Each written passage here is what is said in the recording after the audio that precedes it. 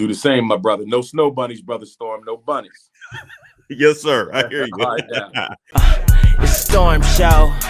Ay, it's Storm Show. So, Dr. Umar Johnson, Efatunde. I realize whenever you do interviews, people never really pronounce the last name. Correct. Efatunde. In fact, I'm going to be making an announcement for the new year that I don't want to see Johnson anymore. I want to see Efatunde. In fact, I need to switch all my pages to that regard as well, because I plan to legally change my name to my African name, Efatunde Oguntade. I'm going to keep the Umar. So it'll be Umar Efatunde Oguntade. But legally, Oguntade will be the last name. Publicly, it'll just be Dr. Umar Efatunde. I'm glad I brought that up. Then can you enlighten us on what Efatunde means? Yes, sir. In fact, next Saturday, not this Saturday, but next Saturday, the 19th, when I host my Black Parent Boot Camp training here in Philly, that'll be the 11th anniversary of when I received the name. I went to the Oyotunji African Village in Sheldon, South Carolina, which is probably our most authentic traditional African spiritual community in the country. And I went there for the first time en route to a speaking event in Beaufort, South Carolina. And I got my first Yoruba divination. Wisdom and intellectual development. In contrast to other forms of divination in the region that employ spirit mediums, Ifa divination does not rely on a person having oracular powers, but rather on a system of signs that are interpreted by a diviner, the Ifa priest or Babalawo, literally the priest's father. Divination. And during that divination, Chief Olaitan, who is now an ancestor now, he's the chief of that village, or he was the chief of that village, he gave me a divination, and towards the end of the divination, he asked, what should his name be? And so he opened up a name book. And there is an instrument known as the Opwele. It's a divination chain in Yoruba culture. Okay. And so he asked, in asking, you're actually speaking to Orun Mila. Orun means heaven. Mila means messenger. Orun Mila is the divinity of destiny. Orun Mila is the only energy that God allowed to witness creation. And so whenever you get a spiritual reading, the priest, who is a priest of Orun Mila, calls up to this energy that represents the consciousness of God to open up your path so we can see your future and see if there's things you need to change or modify to ensure that you will fulfill your destiny. The word Ifa means destiny. That's the name of the system we follow. Gotcha. And we negotiate a destiny with God in heaven. And when we are born, through the trauma of coming through our mother in the birthing process, we lose knowledge of the destiny we selected before God in heaven. And your process on earth, your experience on earth, is to find your destiny and to fulfill it. So in any event, he cast the Opwele on a couple names, and Orumila said, no, not that name, not that name, not that name. And then he cast Efatunde, and he got a positive reading. And then he said, we need a last name. And he cast, and then Oguntade came. And the irony. Oh, Ogun, okay. Yes, Ogun is my divinity, the ruling Orisha. So again, in heaven, when we choose that destiny, we also choose, or we are assigned, an Orisha, a divinity that walks with you in this life. And for the rest of your life, when you get chosen. For the rest of this incarnation. Okay. Because you've been here before and you will come back again, right? So in this incarnation, I chose Ogun to accompany me. That's part of that destiny package. And so, ironically, he didn't tell me this then, but later on, subsequent divinations by other priests, which we call Babalawo, father of secrets in Yoruba tradition, confirmed that one, I am to be a priest, that's the Ifa, and that I was a son of Ogun, that's the Oguntade. But when Chief Olaitan gave me that name, which was chosen not by him, but by Orumila himself, the divinity of destiny, he did not clarify that, but it was clarified subsequently. So Efatunde means destiny has returned. I interpret that to mean that I am part of the fulfillment of the works that were began before my lifetime by ancestors that I am here to help fulfill. So Tunde, whenever you see Tunde, return. So if you see somebody named Baba Tunde, That Yeah. means Father has returned. Efatunde, destiny has returned. Or the oracle, Ifa, the divinity himself, Ifa, has returned through that person. So it's different ways to look at it. And Oguntade means Ogun wears the crown. Okay, and as you know, Ogun is the Orisha of iron, power. Yes, very strong, Orisha. Very strong. Vitality. He Yes. is the manifestation of divine power. And he's also associated with truth and with justice. So when you go to court in Nigeria, you don't swear on the Bible all the time. In traditional court, you do now because most African nations have been Christianized. But in traditional times, you would swear on a piece of iron. You would swear to tell the truth on a piece of iron because Ogun is the owner of all metals and he's the father of truth.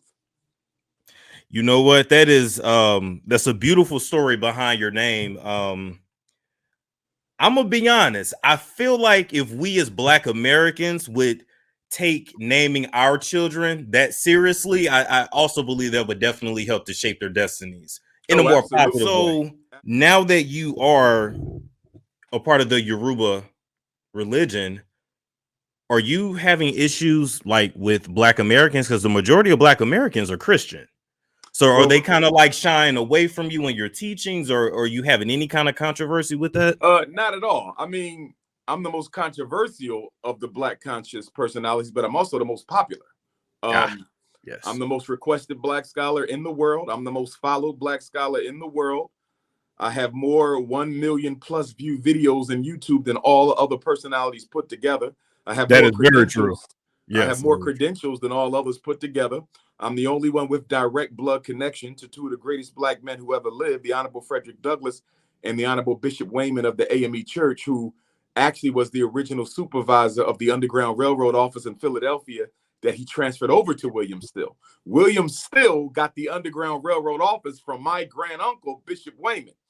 So, wow. I mean, I'm the most traveled of them all. So, like I say, I'm the most loved and the most hated. But to your point, your question about Yoruba tradition and me, not at all. I think we're at a point now where a lot of African people are returning to their traditional spiritual roots. Every day I'm getting questions and what book should I read, Dr. Umar, and I'm ready for a divination. Our people are waking up to that reality. But let me clarify. African spirituality is not religion. It is culture. Religion is dogma.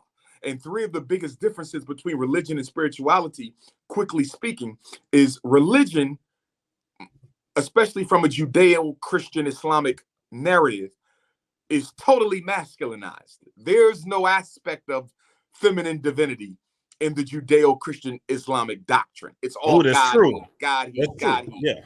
African spirituality, that's not true. God created the masculine and the feminine. God is masculine and feminine. God is not a man or a woman, but God is the owner in the essence of masculine and feminine spirit and power. So in African culture, we can call God the mother. You understand? So our use of the he, she pronoun is based on that aspect of supreme consciousness that you're trying to access. So if you and I got to go out and go to war to defend our wives, we're going to call on God the Father because war is a masculine behavior. But if our wives are about to give birth to our babies, we're going to call on God the Mother because women birth children, not men. So the use of he, she is often dependent on which aspect of divine consciousness you're trying to tap into. So in African culture, there's no contradictions between he, she. We use both. And often in prayers, people will say divine masculine and feminine force because central to all African culture and theological thought is the balance of male and female. It's the balance. You got to be in balance. And that's what we're struggling with as a people now, though. The balance of masculine and feminine energy, it totally feels inverted. You know what I mean? It does. So what can we do to get back to a balance? Like, what I think we got to reclaim our culture. I think we have to reclaim our spiritual culture. Let me give you an example. If you look at a lot of traditional African art, and I'm sure you've probably seen pieces in your passing at museums. If you've ever seen a statue of a king, I don't care if you're looking at Kemetic art from Egypt. I don't care if you're looking at art from Ghana, the Akan people. I don't care if you're looking at art from the Mandingo, if you're looking at Zulu art. If you look at statues of kings, wooden, bronze, golden, what do you always see right next to the king? A queen. Always. or a Yeah. queen mother. Both. Yeah. And the reason you always have the queen or the queen mother is because the king cannot be a king without that feminine balance on the throne with him. The balance must be there. And that's why the queen mother, in many traditions, the queen mother has the power to actually bring about the unseating of the king if he does not rule accurately. The queen mother can have him removed. It's not the European thing where it's the king and whatever the king do and say is okay. No. In African society, even the leaders must bow down to the culture and the principles that govern that society. So even though you are the leader, you're being led by the ethics that have been laid down by your ancestors for time immemorial. And you know what? And even as you're speaking of that, I'm like, well, wow. Well, what can we do for the up and coming young black boys who, they don't have a masculine influence for the most We part? have And to it's be like, them. We have to be them. they don't. Even I coming up, I didn't even, my dad wasn't super involved, so it was like you didn't know where to turn to. You know what I mean? Absolutely. And it's a lot of things I'm discovering as I almost turned 30, where I'm like, Yes, shit, sir. I missed out on a lot. You know Yes, what I sir. mean? Like, yes, sir. So I noticed one thing we don't have here in America for black boys is any kind of initiation process. Like, when do you become a man? We don't have. Is it when you first have sex? Is it when you first have a kid? Is it when you get your It's first bullet normally when you wound? start Like, what going is through it? puberty. Normally, when you start going through puberty, that's when the rites of passage process initiates. That's when you're taken by the men away from your mom and away from the women in the village, and you are put in a secluded society so you can be taught how to become a man. And we need to bring that back. And I would argue that we as black men have failed our communities. We may not have failed our personal families. I want to draw a distinction because when you say black men have failed the community, many brothers will say, what are you talking about? My kid's in college. My wife got her own business. We got a nice house. We got Or I don't have kids. Right. Exactly. Right. And let me say this to that I don't have kids narrative.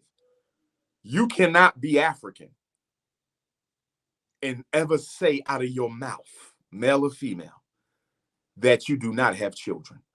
And the reason you can never break breath to say that is, remember now, we are about the village. So in African culture, all adults are parents, whether they want to be or not. And that's why if you ever visit Africa, the children will call you auntie and uncle.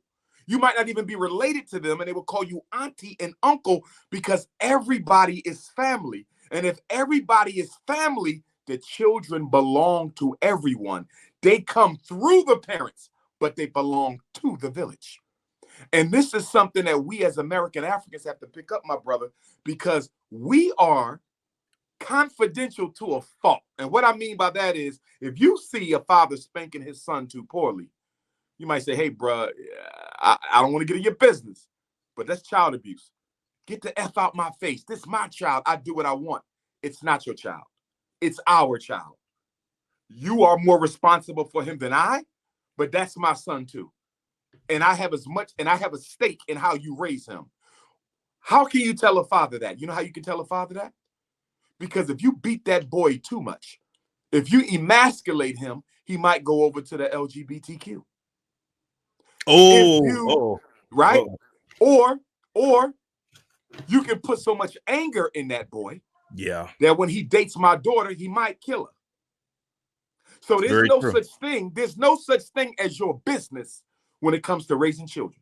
We're interconnected. Americans are very individualistic. Yes. I know African people, we are interdependent.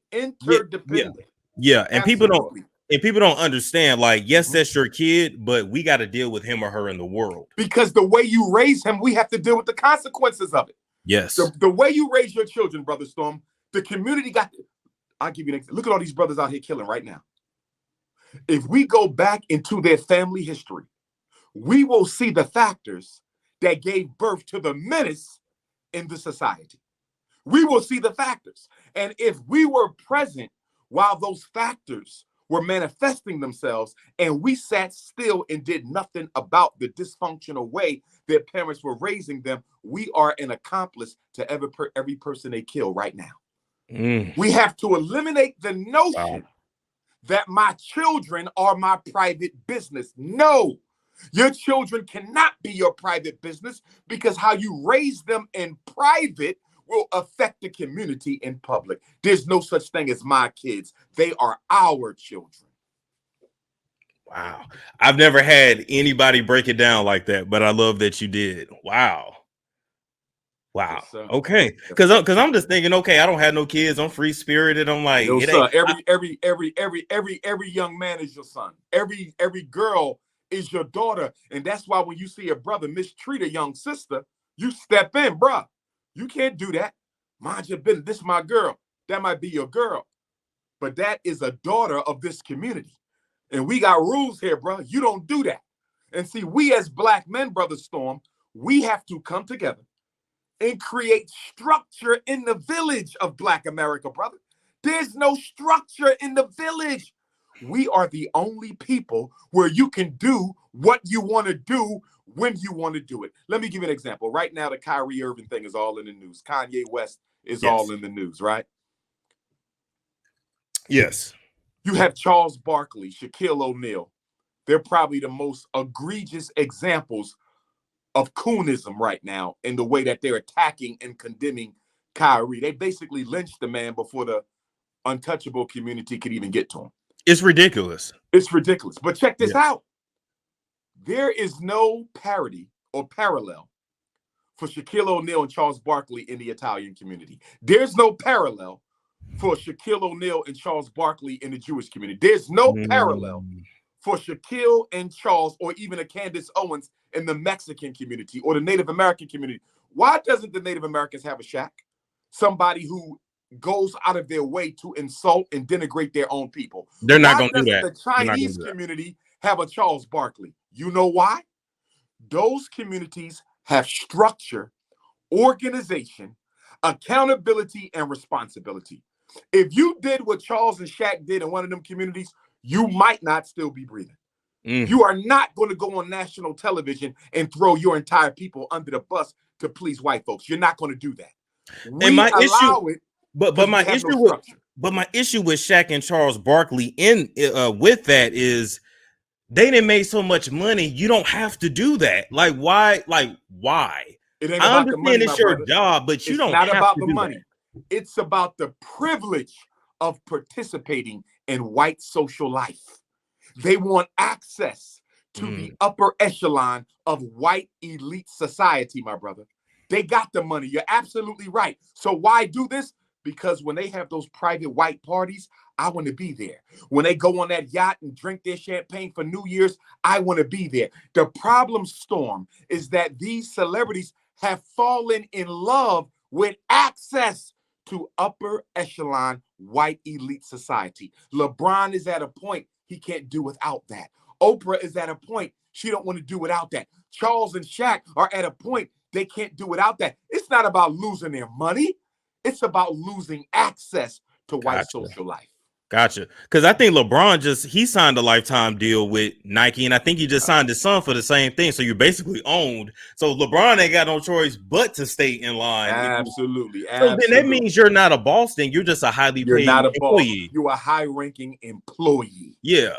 Yes, if you are not economically independent, I don't care how many zeros are in your bank account, you are an employee. Why do you think nobody is speaking out for Kyrie or even Kanye? And of course, we don't agree with everything Kanye did or said, and he has to atone for that. But I appreciate the fact that he spoke truth to power and refused to back down even after he started losing the money. I appreciated that, and I really hoped that Kanye and Kyrie would have came together, because I think the two of them in their prime, speaking up against white domination of black people, would have attracted a lot more entertainers and athletes. And before you know it, this thing would have mushroomed. Those two, I believe, could have done something along the lines of, not equal to, but along the lines of what Malcolm and Martin was working on, or Frederick Douglass and a Martin Delaney, or Stokely Carmichael and a Fred Hampton or Huey P. I think they had that type of galvanizing energy. Not to say it's too late, because it's not, or even other athletes might even step up and take their place. But the point I want to make, what we're witnessing right now, this cowardliness of Black athletes and celebrities, all this money, but no political courage, is due to the fact that they are owned by white folks. They own them. Point blank. Because they own them. I was sitting back the other day and I said, wow, when I look at Kanye, when I look at Nick Cannon's another one too. And ever since he had his situation, that brother still ain't looked right. I don't know what they did to him, but he ain't looked like, in the eyes, he ain't looked right since. But you literally go from being on top, and in 48 hours, you're overdue. You're nobody. Because as the most honorable Marcus Messiah Garvey said, unless your bread and butter is earned exclusively from your own hands, don't ever call yourself free. Garvey said, without a firm economic foundation, we cannot be free. And this is why I always say, my brother, is you cannot call yourself a leader if you work for another race. You cannot be a leader of Black people if you work for another race. Why? Because when your bread and butter, your family livelihood is dependent upon you submitting yourself to the white power structure, how can you be a leader of Black people? Because to lead us, you got to upset everybody. To lead us, you're going to piss off everybody. So there's no such thing as I'm working this job, but I'm leading Black people after work. No, you're not, brother. Only one or two things going to happen. They're either going to take your life, or you're going to end up selling out. You understand? It's one of the, either you're selling out or you're going to lose. Your family going to be homeless because you can't serve two masters. You have to be economically independent. People ask me all the time, Dr. Umar, how you able to say what you say? Because I work for myself. I don't work for white folks. They may contract with me to do things, but I'm self-employed. When you're not self-employed, you got to constantly worry about Jason. Let's take Jason Williams. Former Duke point guard like Kyrie Irving. He just did a nice piece last night on Twitter. You probably see this on YouTube. And he started it off by saying, somewhere within there, I don't know if it was at the beginning, but he said, I might lose my job for saying this. Wow. You see that? You see that? I might. Wow. Why does he have to say that? Why can't he tell the truth and keep his job? Because everybody understands that the white power structure, they use your employment as a pawn to force you into complicity with their agenda and against the best interests of your own people. You cannot be a freedom fighter and be economically dependent on white folks for your salary. You can't. That's a good point. That's why federal employees have never led revolutions. You understand? Because they get good pay, good holidays, good retirement. They're not going to mess up their job. They're not going to mess up their job. Yes. And there's no disrespect to them. But if I'm trying to get together a group of brothers to stand up for something, I'm not looking for federal employees and state employees. Y'all too comfortable. You're not going to risk it. And here's the thing, Storm.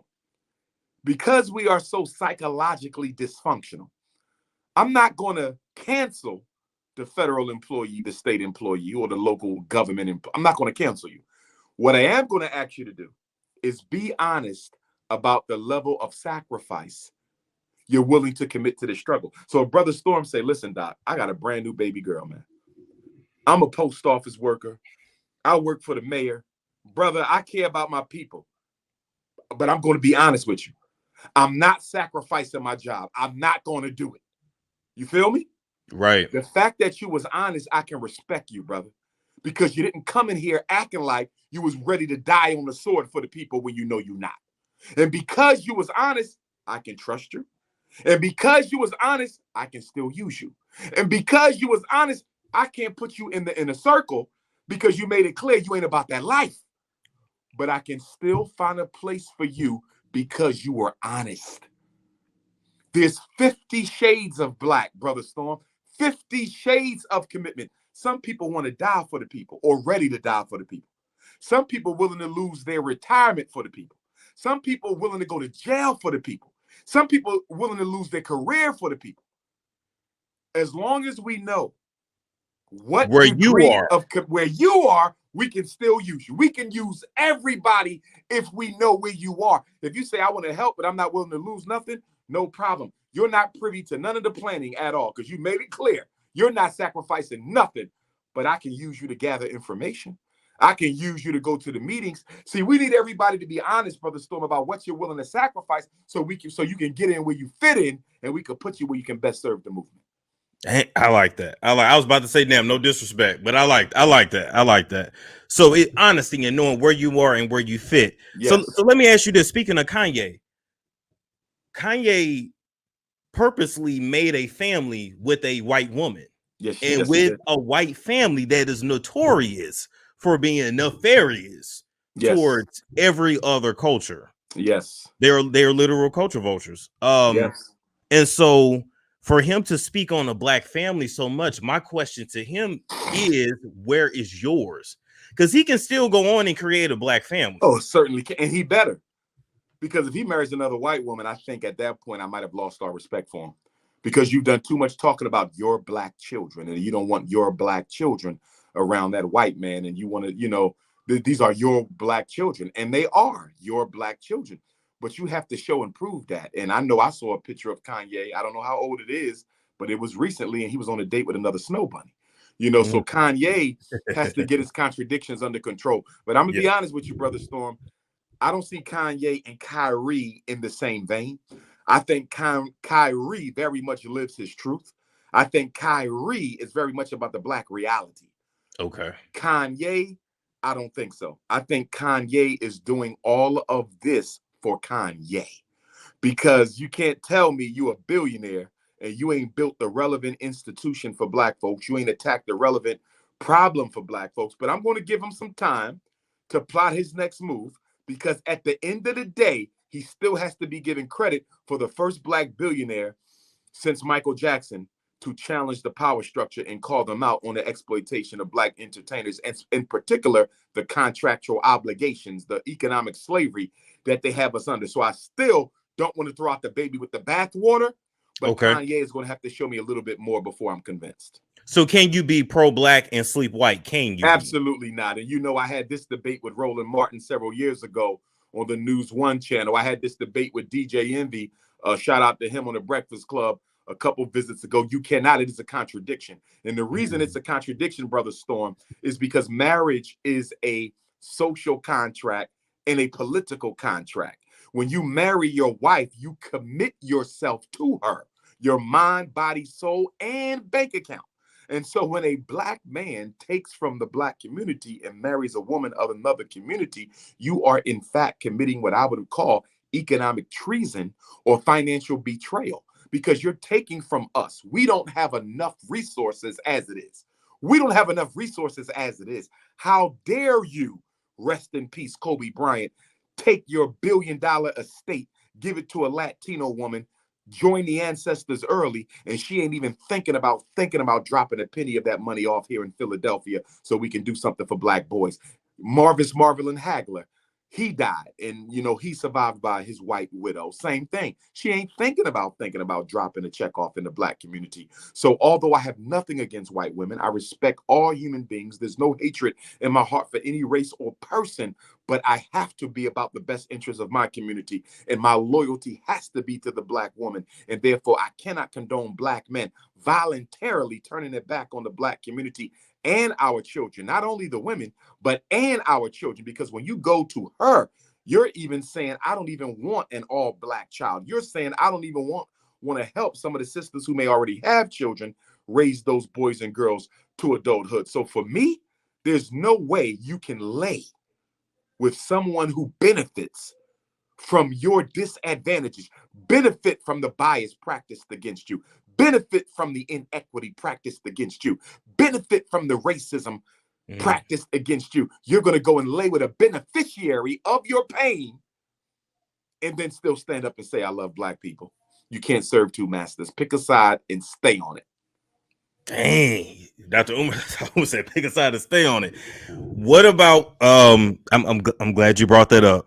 I'm glad I can ask you pretty much anything, because you don't care.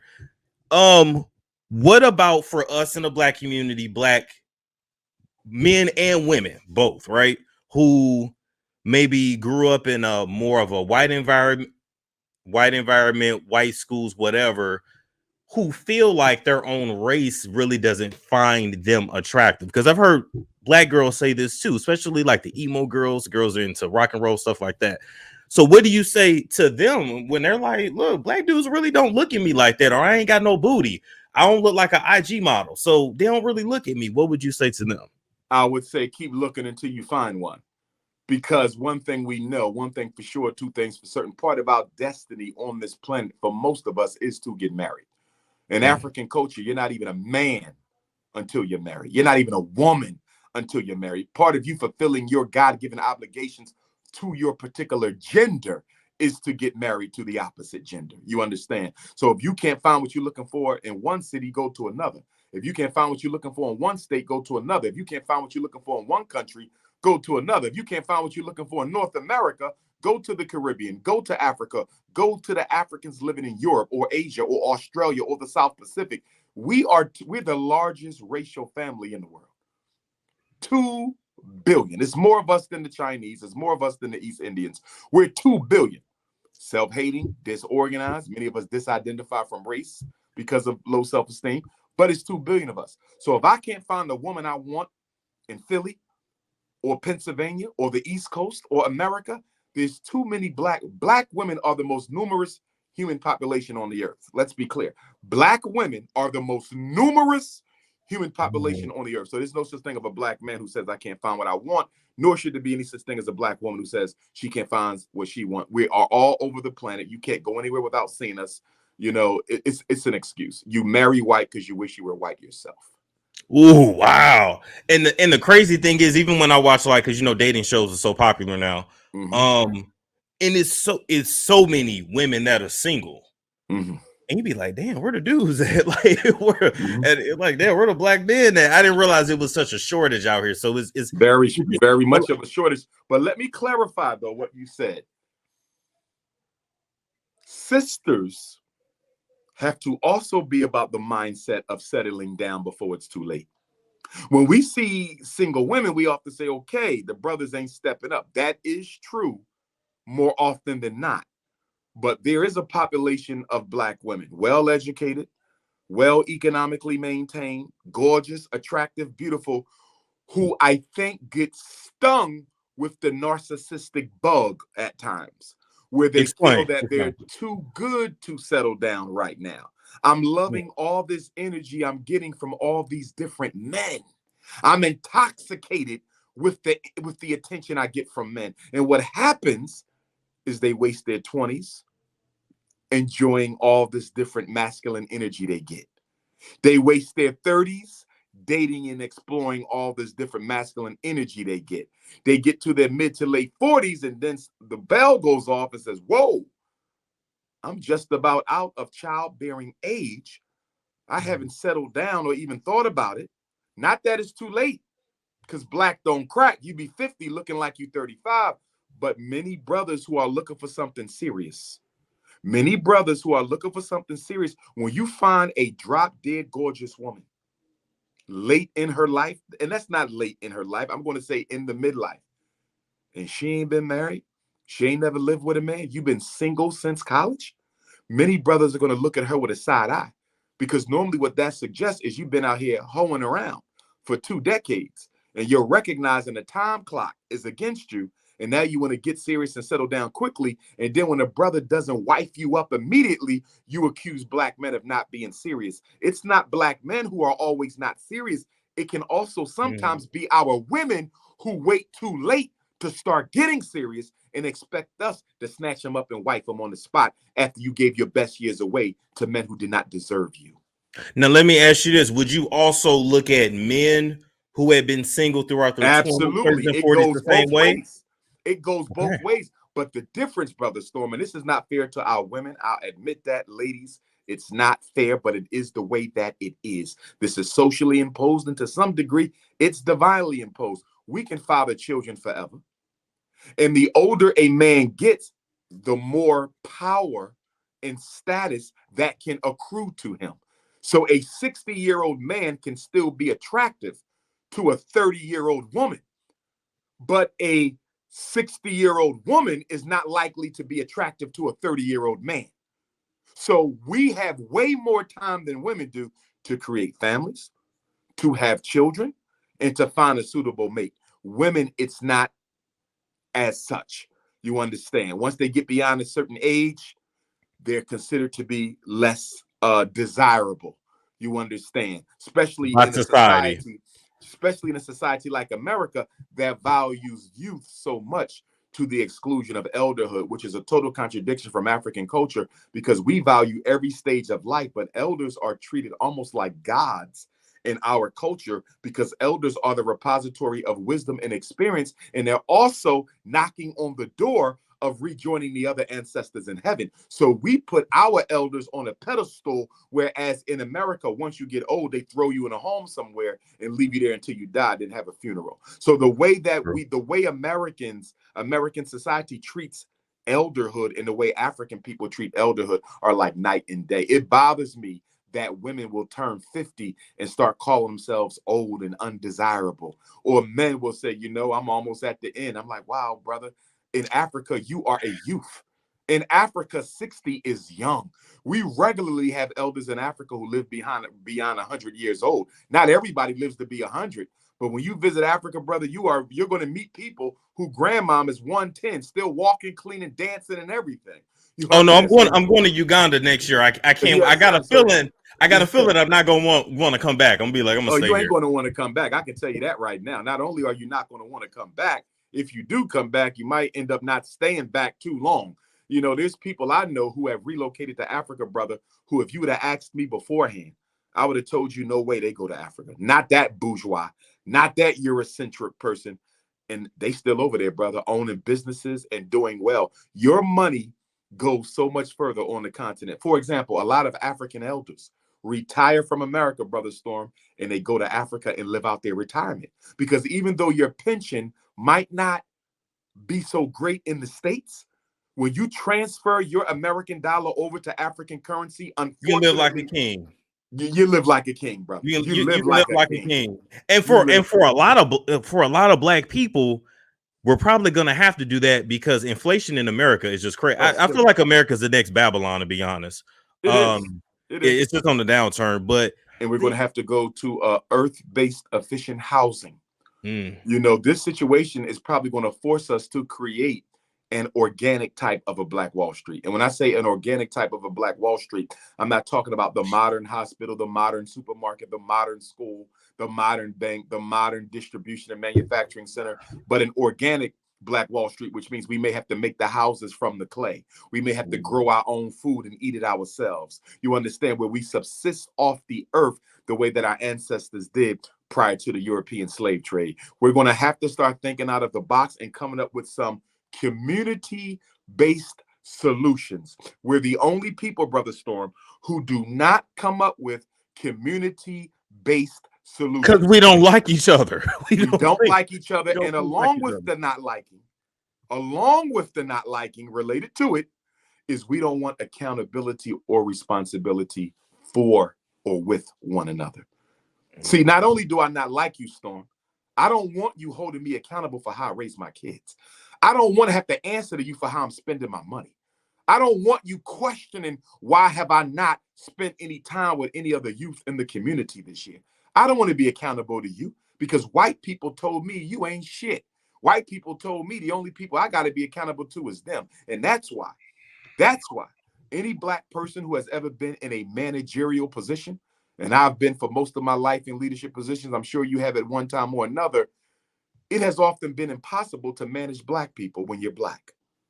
Almost impossible to manage. They don't listen to you. No. But guess what? Let a white person take over. Them same Black people who gave you hell will treat them like they're a deity.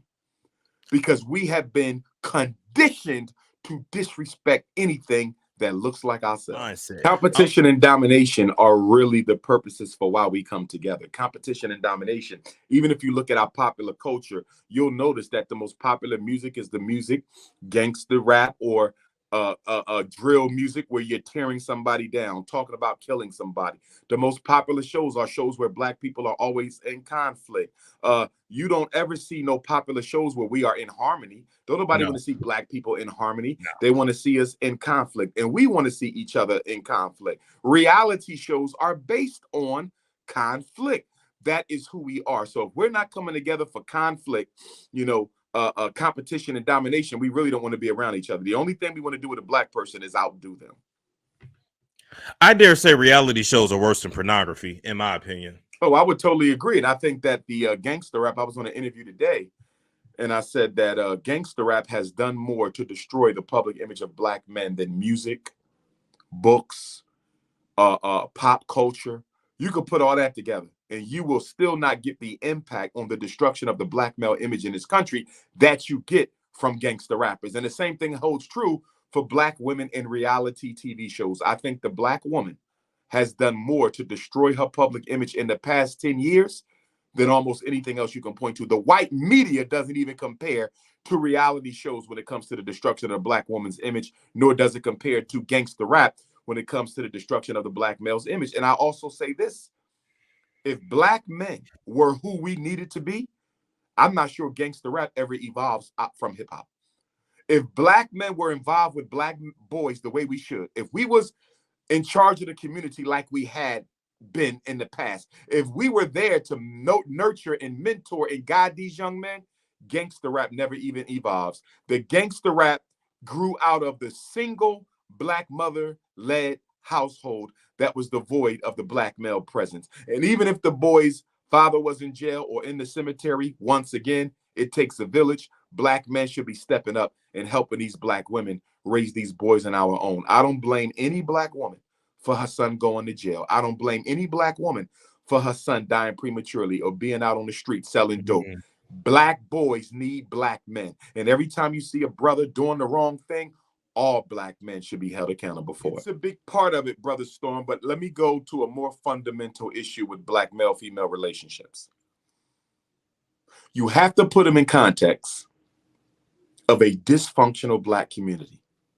Too often, we separate out black male-female relationships from the overall culture in the black community. That means to say, we don't relate well with each other, period. Church to church, brother to brother, sister to sister, mother to child, father to son, black business to black business, politician to politician, which begs the question, why are we expecting relationships to succeed when every other relationship in our community fails also? So put it in its proper context. You don't have good relationships amongst black people at all, let alone romance. We don't even have a finance relationship before you talk about a romance relationship. Now, let me add to that, Brother Storm, 3 key points. Point number 1, most people in this country, black or white, and as you know, when white people catch a cold, we catch the flu. When white people catch the cold, we catch the flu. Most people in American society do not enter into relationships to help other people grow. Okay, most of us do not enter into somebody's life to help them fulfill their purpose. You enter into their life because you need them to help you fulfill yours. Too often, relationships are built on selfishness. And the minute you add something to this equation that disrupts my ability to exploit you, i.e., I now have to be accountable to you because you need me for something and I didn't sign up for that, I get out of this. What about the brother who tell the sister, I don't want no kids? But he didn't tell her that till after she got pregnant. What do you mean you don't want no kids? We're married and living together, and now you're going to tell me we don't want no kids? Why didn't she know that up front? Because he deceived her on purpose. I want you for the way you look. I want you for what you can do for me. I am not here to help you raise a child. Selfishness, my brother. And let me go to second point. Second point is many of us are traumatized emotionally from past relationship hurts. Many of us suffer from post-traumatic relationship disorder. That's a term I coined. And we don't give ourselves enough time to heal from that, my brother, before we go into the next relationship. So that's another issue. Give yourself time to heal and stop jumping from bed to bed, man to man, woman to woman. And the reason we like jumping around like that, i.e. serial monogamy, the reason there's so much serial monogamy in the black community is nobody wants to go through the pain that it takes in private in order for you to progress through your past problems. We would much rather dump our emotional laundry off on somebody else's front step and give them the responsibility for doing something that nobody can do for you but you, and that is make you happy. And the third issue we got, Brother Storm, is so many of us are still suffering from unmet needs from childhood. When you were born, your mother and father, just like mine, needed to give you 4 essential things: love and intimacy, trust, availability, and reciprocity. Love, trust, availability, and reciprocity. If your mother didn't love on you the right way, Brother Storm, you might become a hopeless romantic. You might be one of them brothers who fall in love with every woman you meet. Why? Because you're looking for that love you never got from your mother. And although you needed it from both parents, your opposite sex parents is most critical, because your first romance, Brother Storm, your first love affair is with your mother, not sexual, psychologically speaking. A boy must have had a love affair with his mother that was deep and fulfilling for him to fully trust and love another woman. Same thing with our girls. If she didn't have a love affair with her father, it's going to be hard for her to have one with you, you see. And so that's intimacy. Now you go to trust. Could you trust your mother? If she said she was showing up, she was there. If daddy said he was coming to the basketball game, he was there. If your parents could not be trusted, it's going to be hard for you to trust other people. And then we go to reciprocity. When you told your mother you loved her, did she say it back? When you gave your father a gift for his birthday, did he give one back to you on your birthday? Did you experience reciprocity in your childhood? Because if you didn't, Brother Storm, you're either going to be stingy as hell in your romantic relationships, or you're going to be a sucker and try to buy love from people because you never had people reciprocate to you. And then the last of the 4 essential needs is availability. Was your dad available in your life? Was he there? Did you see him on a regular basis? Did he invest in you? Did your mom invest in you? If they did, Brother Storm, if your wife say, hey, babe, I'm going away for a week on a business trip, no problem. Let's talk on the phone. Let's FaceTime every night. I know you got to do this for your business. I support you. I'm not tripping. I'm not scared. I'm not going to assume you're going to be out there sleeping with another man. I'm good. I don't need you in my face all the time because my parents was available for me. I got enough attention as a child. But if I didn't get enough attention as a child, Storm, guess what? I never want to be without my woman. Men are also guilty of this. And this is where you run into situations where the woman says, I thought I signed up to be his wife, not his mother. This is where the man says, I thought I signed up to be her husband, not her father. Yeah. And the big reason why a lot of people call it quits on relationships sometimes, Brother Storm, is like, take me. I'm a therapist. I'm trained in this. All I've ever wanted to be was a psychologist. I've studied the mind since I was 17 years old. But guess what, Storm? As much as I love psychology, brother, I am not trying to be my wife's therapist. No, that wouldn't work. Do you understand me? I'm not trying to be, because here's how I see it, brother. I'm at the forefront of fighting for my people.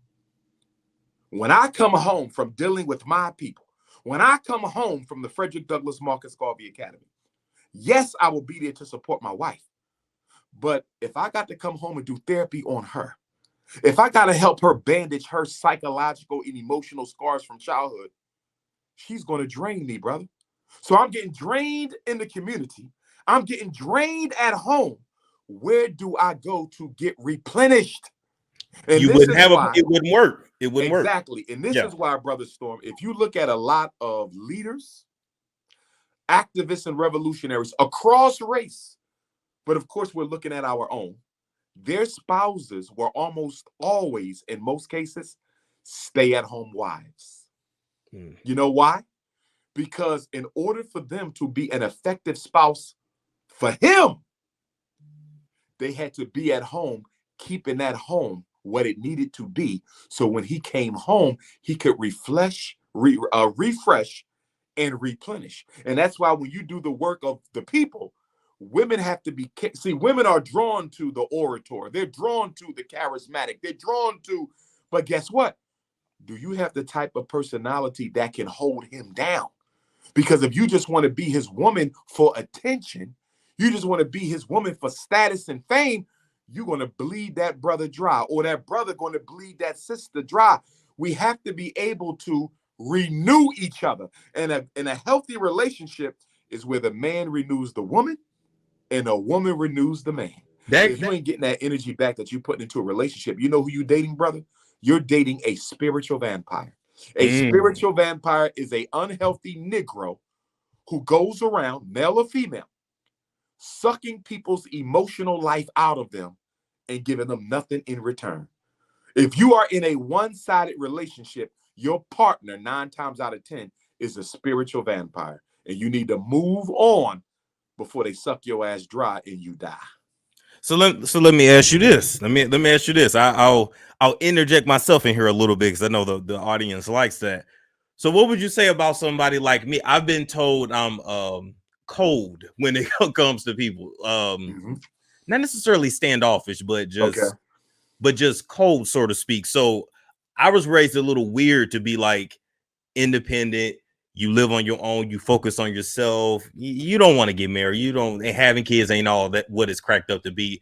What do you say to us that have been more raised like that, especially millennials and whatever is like right after me? Okay. Because a lot of us were raised to be like, I call it hyper independent, and that's male and female. A little bit of autistic-y. It's okay if that's the way you are in your non-intimate social relationships. Okay. Because you have to protect yourself in today's world. People try to get close to you to destroy you. Trust me, I know. I deal with it. But when you are in a relationship with a woman, if you're still standoffish, then I'm wondering whether or not you are guarded emotionally. And if you are, in fact, guarded emotionally, and a lot of Black men are, the next question becomes, guarded for what? So if you are guarded in a relationship with a woman for whom you have no reason to be guarded, once again, we're dealing with a childhood unmet psychological need or a childhood trauma that you need to work through with a trained professional. Got it. Okay. But they're gonna take that clip out there because sometimes the relationship problem is not the relationship problem. It's your personal problem spilling into the relationship. Gotcha. Because a lot of times I struggle with it too. Like, I'm just like, I don't feel anything. And it's not like good or bad towards the person. It's just like, I can take or leave you. Like, whatever. You know, I don't really feel like that. So, and I'm not a sociopath. I know that. So it's something that can be worked through. So, okay. All right. I wanted your opinion on that. Because from the women's standpoint, and of course I do life coaching with women all the time, men too, but women, one of the toughest things for a woman to tolerate is a man who won't let her love him. A Black woman can tolerate cheating more than she can tolerate a man who will not make himself emotionally available to her. And a lot of Black men have lost good women because we don't make ourselves emotionally available to them. Women are nurturers. You cannot deny her the very essence of her being. She is a mother. Her job is to raise children from birth to childhood in a spiritually, psychologically, and emotionally balanced way. Her job is to also pour her ashe, her feminine energy, into her man, so that although he's masculine, has to fight and build and structure and protect, he still needs a little bit of that feminine essence as well to balance him out in the household. If we don't allow her to perform her God-given duties, she will leave you for someone who will let her do those duties. Wow. Now, what does it mean to be emotionally available? What does that look like? That means that you can express your true feelings without fear and without rage. So one of the issues we have as Black men is when we're talking to our significant other, our queens, our goddesses, our earths, our empresses, we either talk to them with fear, like I'm gonna tell her I love her, but I don't really want to tell her that because I loved my mother and she took advantage of me, or she wasn't available. She took me for granted. You see, so we are often fear-based in expressing our emotions. I'm gonna have this conversation with you, but I really don't want to because I think you might use it against me. So that's the fear.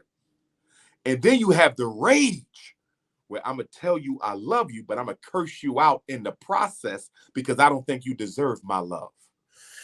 You see. Wow. So men Okay. have a tendency to be guarded with fear or aggressive with rage. We have to get to the point where we healthy. Yes, baby, I love you. You my queen. I'm straight. You know what I'm saying? Ain't no issues here. And I ain't got a problem telling nobody I love you either. Now, of course, we're talking about once you get into that point. We're not talking about being a hopeless romantic. Because if you telling a woman you love her after 2 weeks, now you got some serious trauma, some serious abandonment, a spiritual, a hopeless romantic is an emotionally imbalanced person. Anybody who's telling you they love you after a week, you need to tread carefully with that person. They're not in love with you. They're in love with the idea of finding love. I like that. I like how you broke that down. So before we go, can you give us updates on the FDMG Academy? Absolutely. Frederick Douglass, Marcus Garvey Academy. My dear brother, we started fundraising for FDMG in April of 2014. I collected my first public donation in St. Louis, Missouri. Shout out to my St. Louis, Missouri Africans. That's and Brother Storm. Storm. Okay.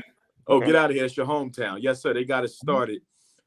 A friend of mine in Virginia called me one day and he said, Doc, there's a black college for sale. This is spring of 14. He said, there's a black college for sale. I said, for real? He said, yeah, St. Paul's College, Lawrenceville, Virginia. They only want $2 million. $2 million, Brother Storm, for a 118-acre HBCU. Dorms, cafeteria, gym, everything, brother. I went down there. I fell in love with that school. And the auction company that was selling it, they said, if you can get us $500,000 and a promise to pay, we might can get you this. So Storm, I went crazy. We started collecting donations. I set up the PayPal to GoFundMe, blah, blah, blah, blah, blah. And brother, I couldn't even get into the fundraising campaign 30 days before the detractors started sabotaging my efforts, brother. They wrote the GoFundMe. They had the GoFundMe shut down. They had the PayPal suspended. They called the auction company at St. Paul's College in Virginia, told them I was a fraud and a scam artist and not to talk to me. And I hated white people and I hated cops and I hated gays. Brother, as soon as I started raising money, the detractors started trying to sabotage. So I'm going to say by 2017, approximately, Brother Storm, we didn't get the money up and they sold the school. They sold it to the Chinese. The HBCU St. Paul's is now owned by Chinese. And I'm embarrassed for my ancestors because not just because I didn't get the school and I should have, only 2 million, but because we allowed another race to come and steal our stuff that was built by ancestors straight out of slavery, brother. Chinese got that now. Chinese would have never let black people buy a historically Chinese college. I can promise you that. So anyway, Brother Storm, once they sold the college, we started looking for a regular day school. I started flying all over the country. I thought the school would be in Detroit, but the Archdiocese refused to sell to me. I thought the school would be in Mount Vernon, New York, but the Archdiocese refused to sell to me. I thought the school would be in Trenton, New Jersey, but the Archdiocese refused to sell to me. You probably say, well, why you kept going after Catholic schools, Doc? What about the public schools? The problem with the public schools, Brother Storm, particularly in places like Chicago and Detroit, they would never show me the schools that were in good shape. They only showed me the worst schools available, brother. In Detroit, they showed me schools with no roof, schools where it was flooding in the basement, come up to your knees. They showed me schools with no back, like it was blown off in World War II, brother. So, wow.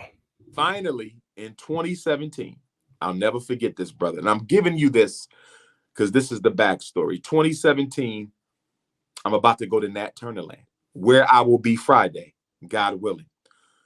If you can remember, August the 21st, 2017, which is the anniversary of the Nat Turner Memorial, and also the anniversary of the Haitian Revolution, and my birthday, there was a great North American eclipse. That big eclipse that we hadn't seen since 1776 is called the Great North American Eclipse, August 21st, 2017. So anyway, I'm on my way down, and I'm on LoopNet, and I see this campus in Wilmington, Delaware. It looked pretty modern. So I drive by it. I say, this place is nice. I want to get inside. I wonder what these schools look like on the inside. I go to Nat Turner. I come back, Brother Storm. I go to Cuba for the first time, which is the homeland of my paternal grandfather. Okay. And then I go to Africa. We went to Benin, Togo, and Ghana. And as you know, the Woman King movie was filmed in or based on Benin, Dahomey, traditional empire of Benin. So I'm doing all this spiritual stuff. Cuba, Africa, Nat Turner, Eclipse. I finally get into the school. Early September 2017. I said, we want this. They wanted $2 million, Brother Storm. We ain't got $2 million. We had $500,000, I believe. They said, nah, we can't do that. We need $2 million. We could put you under lease to own. I said, I can't do that because if we can't meet them payments, you keep all the money you took and we don't have no school. Yeah, now I'm back at zero. Yeah. So guess what, Brother Storm? We took 2 years, brother, from August the 21st of 2017, the anniversary of Nat Turner, until February the 7th of 2019. Almost 2 years, about a year and a half. They finally said, we're going to sell this school to you for the money you got. We talked them down, brother, more than 75% from $2 million. So, or a little less than 75%. So, Brother Storm, we got the building. I'm hyped. I'm happy. We got 2 schools, brother, 2 modern schools, just charter schools, just closed 5-6 years ago, $13 million campus built from the ground in 2010. And I throw that out there because, as you know, one of the narratives on YouTube, not that I care, is that he bought some abandoned buildings. Brother There's so Storm, many narratives out there. It's so many Brother narratives. Storm, Yeah. $13 million campus erected in 2010, and we get it in 2019. Does that sound like a bad deal to you? And you got it for less than 50% of the asking price? A $13 million built from the ground modern campus. So anyway, Brother Storm, you say, Dr. Umar, you got to school in February the 7th, 2019.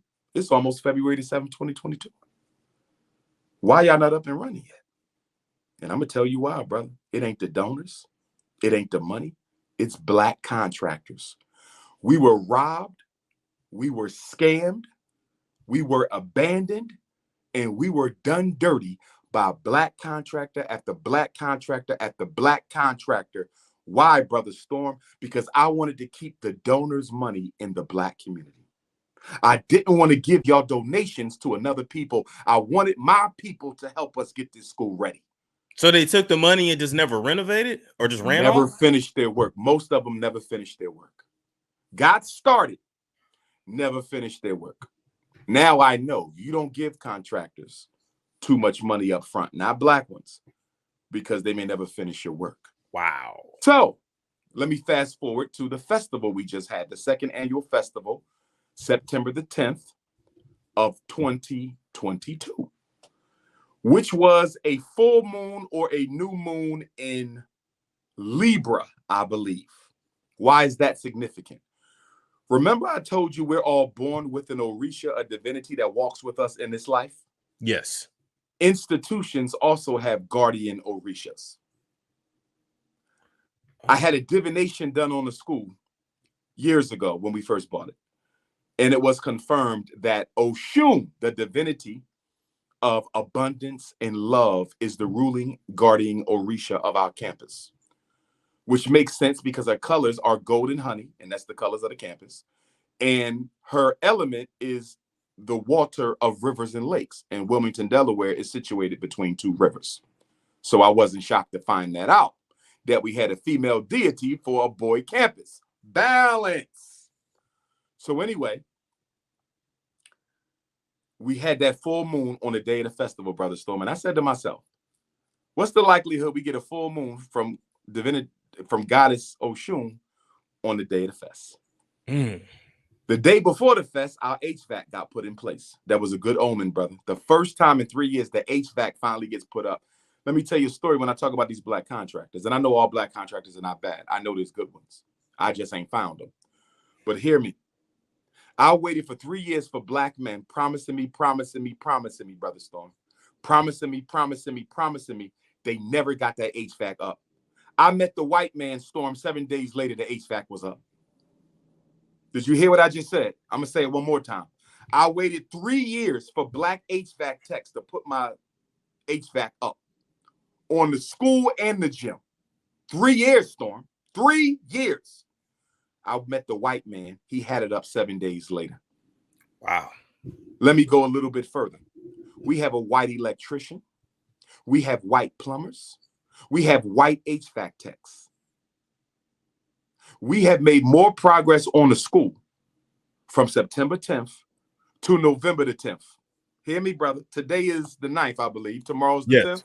Yes, sir. We've made more progress from the festival, September 10th, until tomorrow, November the 10th, Storm. 60 days. We made more progress in 60 days than the previous 3 years combined. What's the difference? For the past 60 days, we've been working with white folks. Previous 3 years, I tried to depend on my own people. So where are we now? Let me ask you a question. Right now, my brother, we have all three trades in motion. Electricity is being repaired. HVAC is being repaired. Plumbing is being repaired. I don't like giving out timelines because you know I haven't been good keeping them because I'm only as good as my best contractor, right? Yes, but sir. I sit here today and I tell you, good brother, that we may very well have renovated the Marcus Garvey Elementary School and the John Jacques Dessalines and Nat Turner Gymnasium by New Year's Day of 2023. Which is a blessing. Well, we're going to have a grand opening in Black History Month of 2023. That's what I'm hoping, Brother Storm. Okay. I want to shock the world and open that school up one day in February so everybody can come with the music and the food and the socializing and the speakers, brother. I want to have a grand opening for the ages, my brother. So that's where we at. We are about 80% done. And what's sad about it, Storm, we went from 20% to 80% in 60 days. The only sad thing about it is I had to go with white folks because my people refused to do right by us. You had to do what you had to do. And if you're open to it, I would love to come to the opening. Sure. Make sure you're a donor. Make sure you donate to the school because I got you. The way the grand opening is, as you know, every building has an occupancy, right? And so once the fire department gives us our occupancy, I'm hoping it'll probably be about 500. I'm hoping we won't be able to go beyond that number. But as you know, I have a lot of supporters. I'm global, so people are going to fly in for this. And it'll be a donors only grand opening because we won't be able to accommodate people who did not donate to the school. So with that being said, I want to tell your entire listening audience, please donate before it's too late. Get on your Cashapp, $FDMG School. Again, that's your Cashapp, $FDMG School. Get on your PayPal, and that's FDMG Academy. So Cashapp is FDMG School. PayPal is FDMG Academy. My website has all the information, drumarjohnson.com. You can also mail in your donation, P.O. Box 9634, Wilmington, Delaware, 19809. You can bring me a donation to any speaking event. And of course, what was I going to say? In addition to that, you could text message me for the donation information. My cell number, it's public. I've had the same number for 17 years. It's been public for 17 years. 215-989-9858. 215-989-9858. Brother Storm, we will be the largest independent Black school campus in the country currently operating. We will be the only Black school system with 2 real school buildings, 2 of them, right across the street. And we will be the first school in American history to be purchased, renovated, and operated with donations from African people from every single continent on planet Earth. It's never been done before. We will be the first. I'm excited to see that. I'm excited. Brother, we are on the victory lap right now. And I'm just trying to, this is why I go to Nat Turner land. This is why I go to Africa. This is why I pray. This is why I talk to my ancestors, brother, because I recognize that this war is political and spiritual. And I got to keep my balance. True. I got a tendency to lean on that political, sometimes a little bit too much. I got to bring it back. And I think one of the weaknesses of our great ancestor leaders, Brother Storm, is I think sometimes they were spiritual to the exclusion of the political, or they were political to the exclusion of the spiritual. You need both. The political and the spiritual must be in perfect harmony. And I try to strive for that. I love that. Now, it's going to be an elementary in high school or elementary and junior high? Ultimately, it's going to be K to 12, but we're going to start with 2nd, 3rd, and 4th grade. Okay. And then every year we're going to add a grade below and a grade above. So the 2nd year we will be 1st through 5th. 3rd year we will be K through 6th. 4th year we will be pre-K through 7. The following year, we will be daycare through 8th and then the high school. Gotcha. Okay. And will you be getting like government funding, or is it going to be Absolutely tuition-based? not, my brother. No. What makes us so unique is we are not charter school. We Okay. are not public school. We are not private school. We are independent school. This school was built 100% with black pennies, my brother. No bank loans, no government handouts, no corporate giveaways. This is an all black everything institution. Wow. No other school can say that. Which There's means no you can other do school you in can this do what you want to country. do and teach what you want to teach. I got you. Bingo. Got you. Independence of curriculum, my brother. Yes. If I want to teach them how to shoot guns, I teach them how to shoot guns. If I want to take them to go see from Hebrews to Negroes, I can take them to go see from Hebrews to Negroes, because we are independent. And I'm disappointed, Brother Storm, that we as a people aren't doing more to build more schools for our children. We look at the dropout rate. We look at the reading disability rate. We look at the special ed numbers. We see the ADHD referrals. We see the Ritalin prescriptions and the Adderall prescriptions and the Cyclip prescriptions and the Concerta prescriptions. We see the school to prison pipeline right before our eyes, and we will not use some of that disposable income out of our $2 trillion in buying power and use it for our kids. Brother Storm, in about 3 weeks, we're going to have Black Friday. Half the Negroes you know are going to be out trying to buy everything they see and stick it under a Christmas tree. And 2 weeks after Black Friday, they won't even be using half the stuff they didn't bought. Why are we constantly hemorrhaging billions of dollars into the American economy in the name of a white Christ when we don't even have no institutions of our own, my brother? You can take the slave out of slavery, but until the slave takes slavery out of himself, he will never be free. That is true. That is true. People finna go run up them credit cards and be sick the first of the year when they get them bills. They finna be sick. Because we like to buy equality. Dr. Amos Wilson, the greatest black psychologist of all time, as far as I'm concerned, he was a fellow Garveyite psychologist like myself. He said black people have been manipulated into thinking that they can buy themselves into equality with white people. No, you can't. See, Storm, you can't. You won't earn what the white man earns. You will never be treated the way the white man is treated. And in order for you to compensate for that, you know what you're going to do? You're going to say the white man got a Mercedes, I'm going to go get one. The white man got a $250,000 house in a suburb, I'm going to go get one.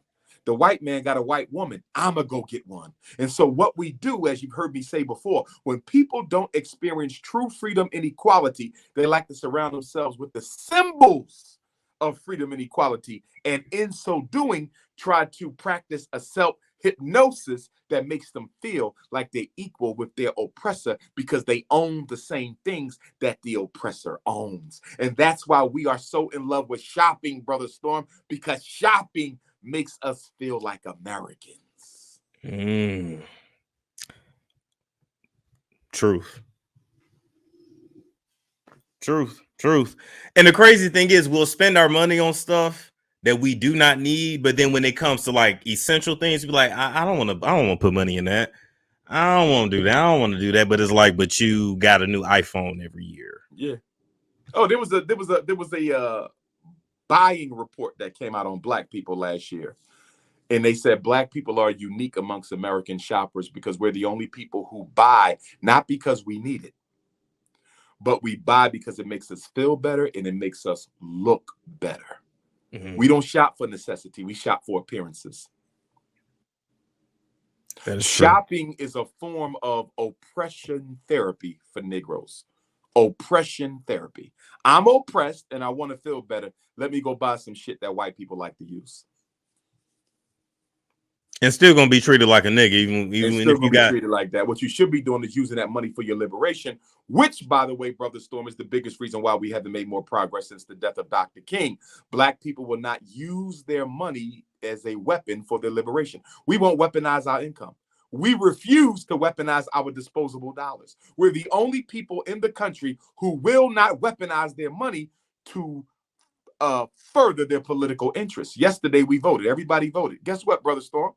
The same white power structure that was in charge the day before you voted is in charge the day after you voted. Oh, that's Nothing very has true. changed because black people voted.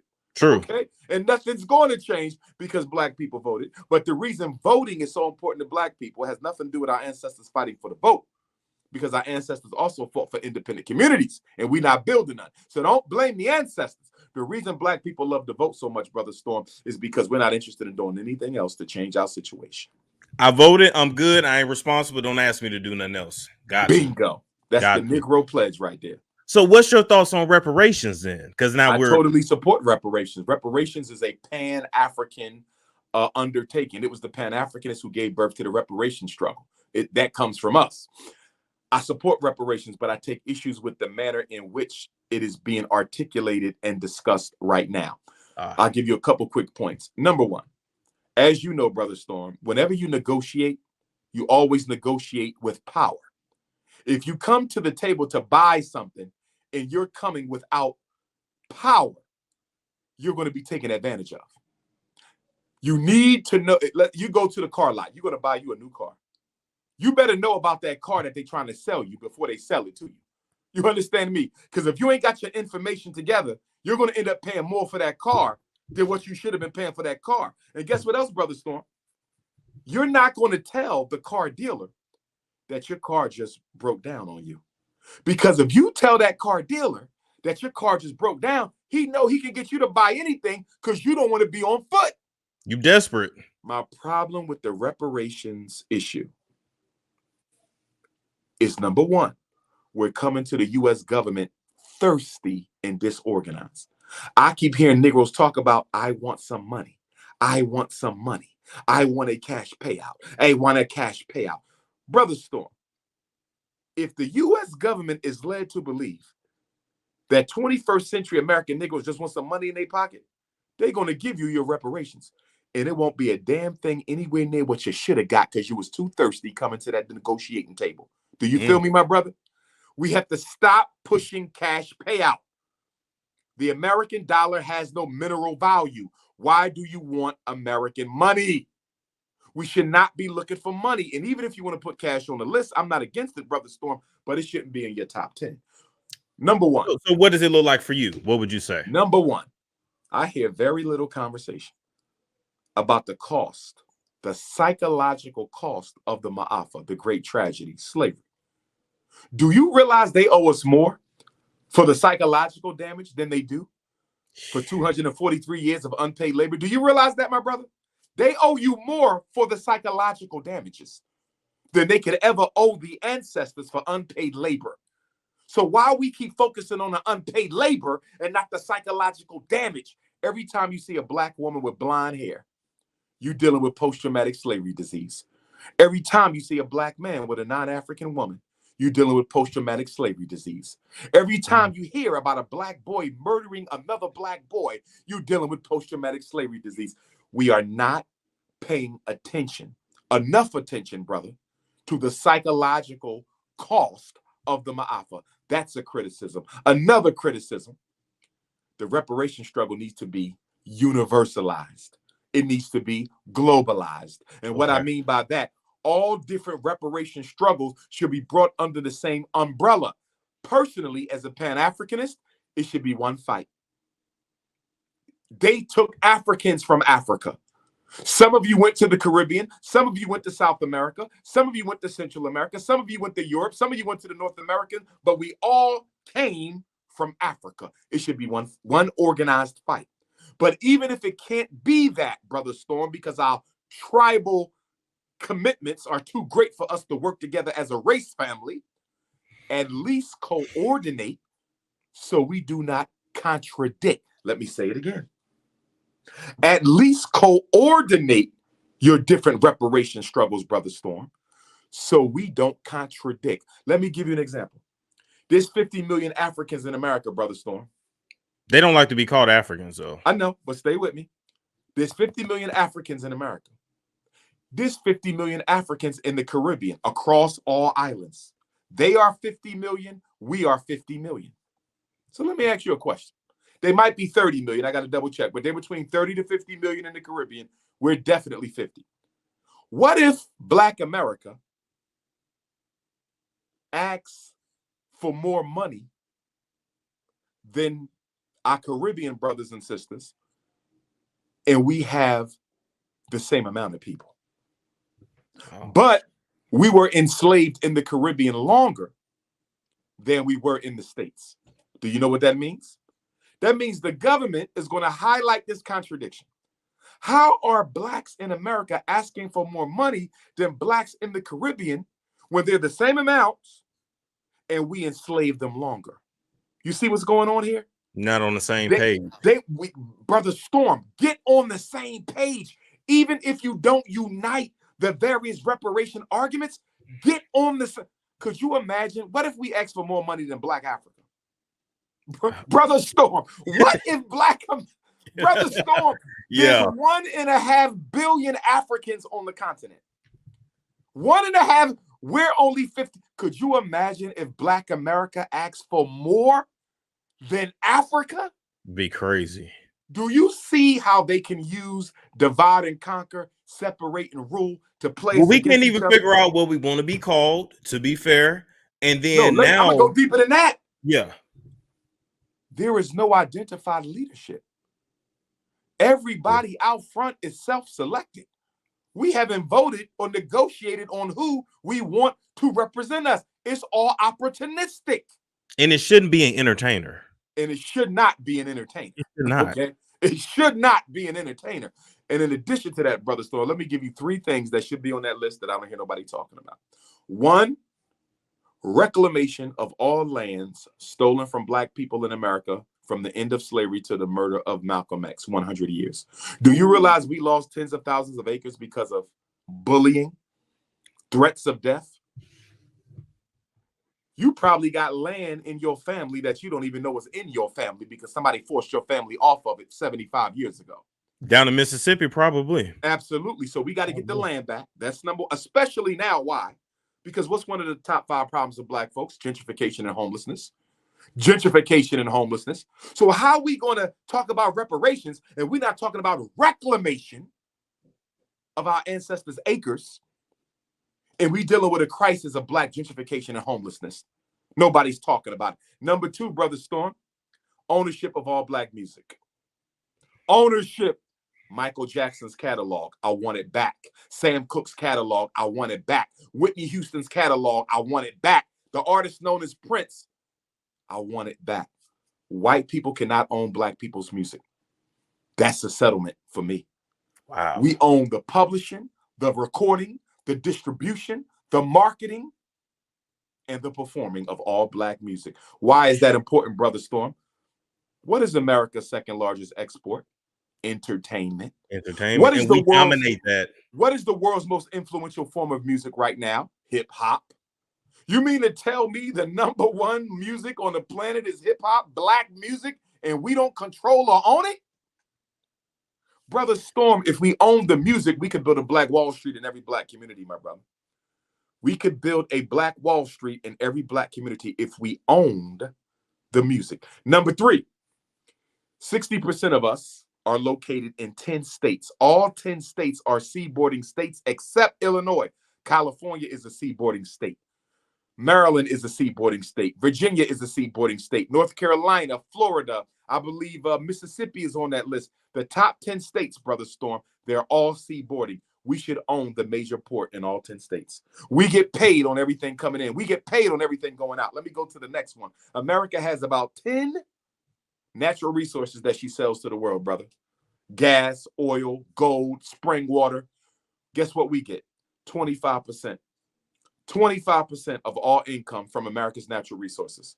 This is all perpetual. It never runs out. And let me explain perpetual. Brother Storm. Perpetual means this. You know what it means, but let me explain the concept as I'm applying it to reparations. The benefit of slavery to America will never expire. Do you agree with that? This country will always benefit from our enslavement. You agree with that? Correct? Absolutely. It's built on that. So guess what? If the benefit of Black slavery to America is perpetual, eternal, our restitution package and everything in it must equally be perpetual and eternal. In other words, Brother Storm, nothing should be on your list that can expire over time. Doesn't money run out? Sure does. You don't spend that shit. Doesn't money run out? Sure does. Brother Storm, can I ask you a question? Hmm? We spend $2 trillion every year. Am I correct? Yes. So let's say the government gives you $100 trillion. And my own personal position is America can never pay you a dollar amount because they owe you the entire country and everything in it, if we want to be honest. So reducing our ancestors' pain to a dollar, in my opinion, is a form of deceit and betrayal. But let me get back on topic. Let me pull up my calculator real quick here, Brother Storm. We spend $2 trillion. So let's say America gives us $100 trillion, Brother Storm. Divided by $2 trillion, we spend a year. Do you know what that means? In 50 years, it ran out. 50 years is gone. It's gone. Now, let me ask you a question. And you can't ask for nothing else. Absolutely. Do you know in 50 years, Brother Storm, you will probably have some grandchildren. Are you with me? Children and grandchildren. Do you know what that means? That means the restitution package we get. All the money will be gone when your great-grandchildren are born. Why in the hell would I agree to a restitution package that has an expiration date? That's a setup for a setback. We're not thinking deep enough, my brother. We are not thinking deep enough. And the last point I want to give you is this. What about all the hell we've been catching from 1865 to 2022? Are you telling me they get off for these last 157 years of neo-slavery? This restitution package will include all of slavery and all of the problems and circumstances and situations that slavery gave rise to. Hurricane Katrina, all the police murders, the miseducation, the mass incarceration, the gentrification. Brother Storm, this ain't about 243 years. This is about 400 plus years.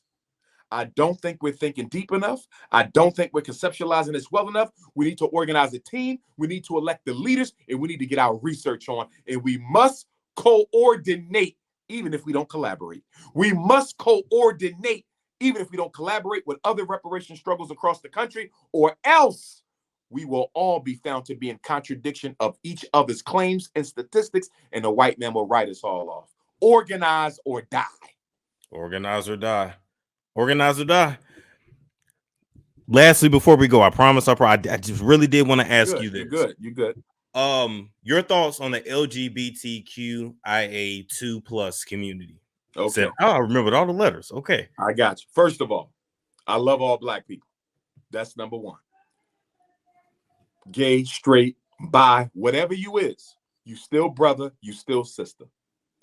With that being said, as an activist and a freedom fighter, as a Pan-African nationalist, I reserve the right to disagree with anyone or anything that poses a risk to the safety and security of our people. 2 men cannot reproduce. 2 women cannot reproduce.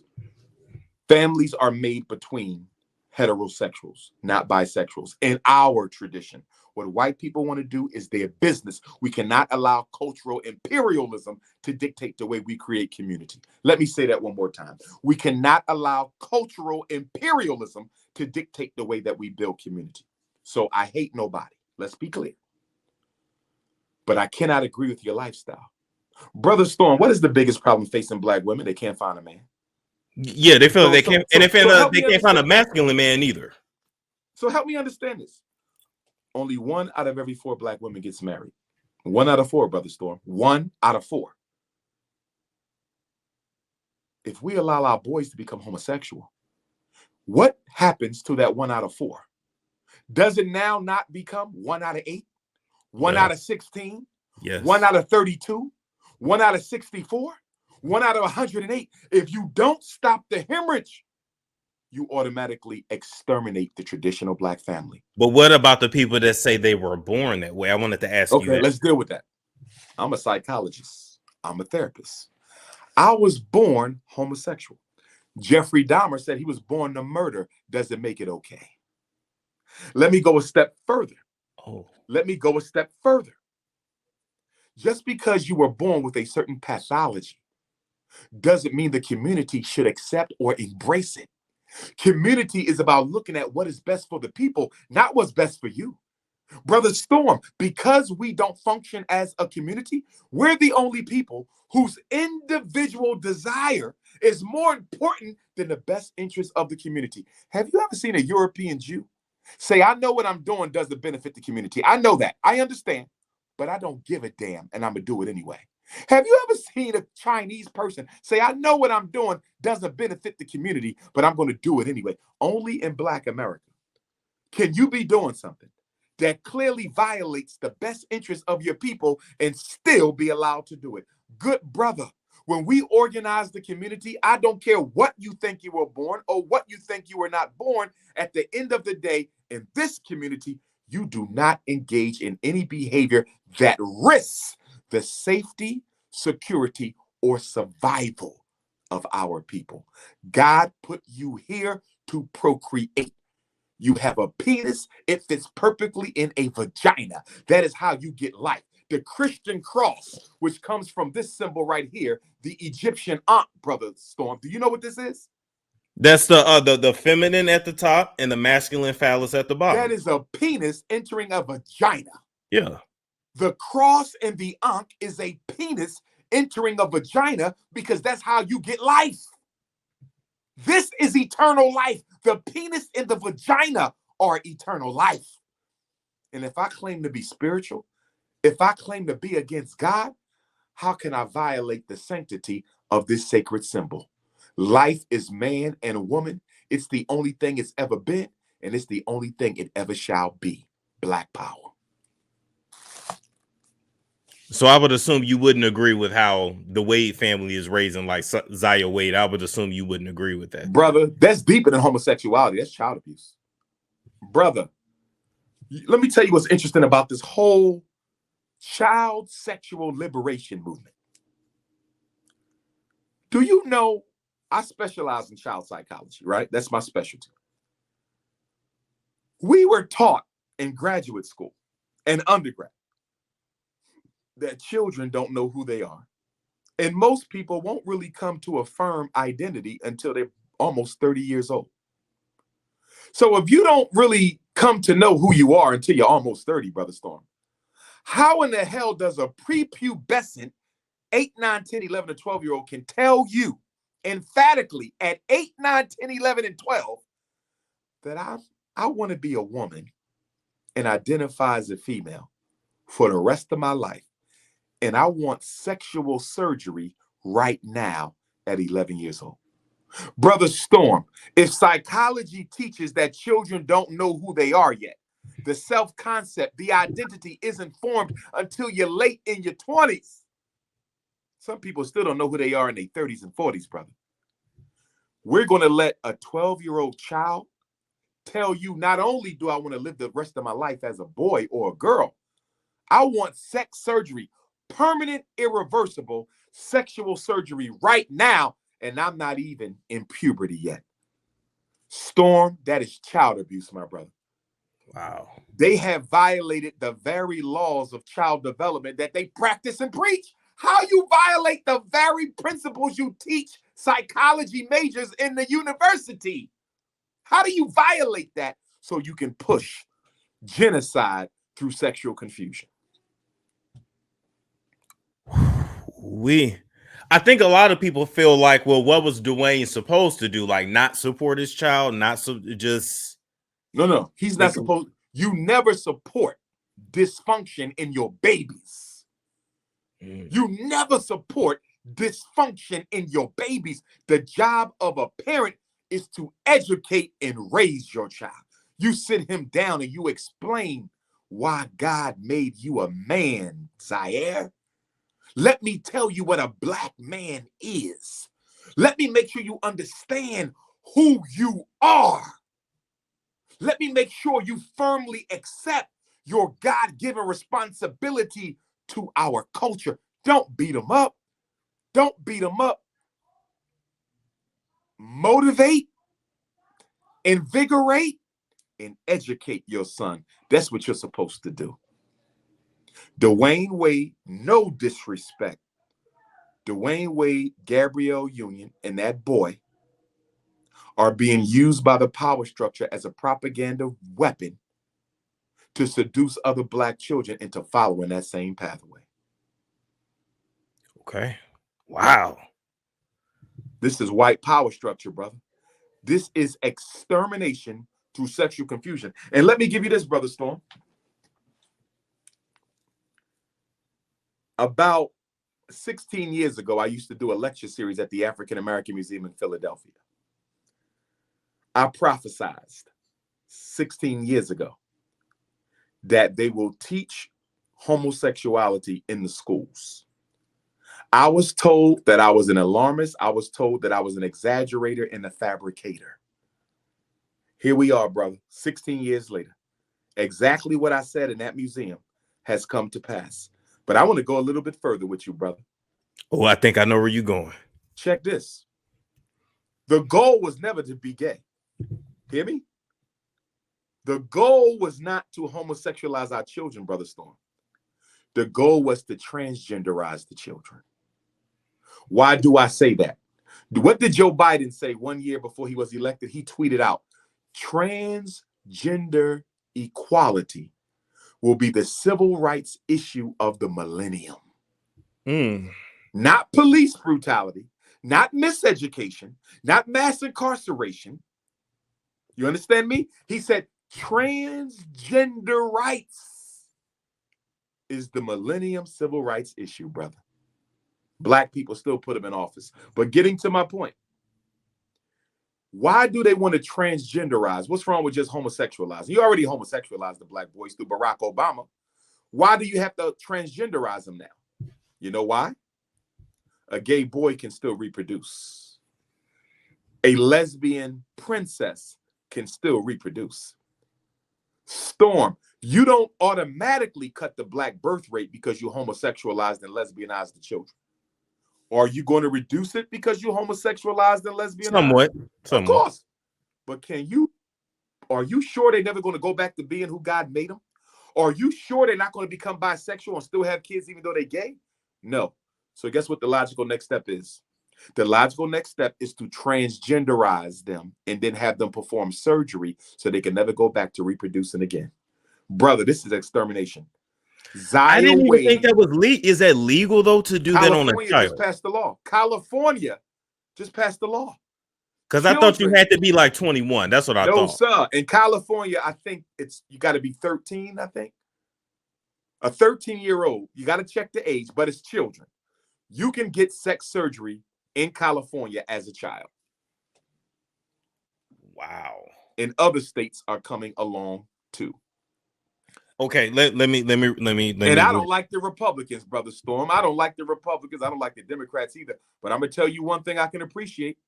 And Donald Trump was nothing but a devil. But I'm going to tell you one thing I can appreciate. He did not push homosexuality on the public school children. He did not push transgenderism on our children the way Obama and Biden have done it. The Republicans have not pushed the LGBT agenda in the Black community. That's a Democrat agenda. Damn. I'm not saying vote for them because I believe we shouldn't vote for either. We should have our own political union, but I'm simply drawing a parallel because the white power structure has manipulated us into seeing the Republicans as demons and the Democrats as angels. And I'm telling you, a blue demon and a red demon is still a demon. A left wing and a right wing is two arms of the same damn chicken wing. That's true. That's true. I agree with you there. I agree with you there for sure. Wow. So you can say with confidence you do feel there is an LGBT agenda, bro, against the Black Who people. Could say otherwise? If you said otherwise, I would have to question your sanity, brother. It has taken over TV, music, radio. It's in our children's books. And here's the most sickening thing about it. Notice I haven't even touched disagreement with the lifestyle. Because that's irrelevant whether I disagree with the lifestyle. What's relevant, Brother Storm, if children don't develop the urge to reproduce until puberty, you're not sexually attracted to a girl until puberty. You might be socially attracted to a girl before puberty, but you're not sexually attracted to a girl until puberty. So if that's the case, and puberty begins on average between 11 and 13, why are we teaching 5 and 6-year-olds about transgenderism? Why are we teaching 6 and 7-year-olds about homosexuality? There's no Why need are we to. teaching 7 and 8-year-old lesbians? Yeah. Storm, they're not even at the age where they're interested in sex at all. Yeah, They're we not shouldn't be interested in sexualizing romance them, at all. period. Yeah. Period, brother. You Yeah. know why they're doing it at that age? Because they have to condition their mind. They have to turn them into a social robot in kindergarten. They have to turn them into a political slave in 1st grade. So when they're old enough to reproduce and have kids, their mind has already been made up for them by public school media and U.S. government. Wow. And I'm trying to get the black LGBTQs to understand one thing, Brother Storm. I'm not here to change you, brother. You are who you are. I'm not here to change you, sister. You are who you are. But can we agree to one thing? Can we at least agree that the children are off limits in this campaign? Can we at least agree that 1st and 2nd graders should not be getting transgender and homosexual studies? They don't even teach black history, but you're going to teach gay history? I'll give you a Marcus Garvey quote, Brother Storm. Marcus Garvey said, if the black man and woman are not careful, you will drink in all the poison of Western civilization and you will die from the effects of it. Like becoming extinct. Oh, yes. He said you will die by imitating your oppressor. This is extermination through cultural imitation, Brother Storm. Extermination through cultural imitation. That's what this is. Ooh-wee.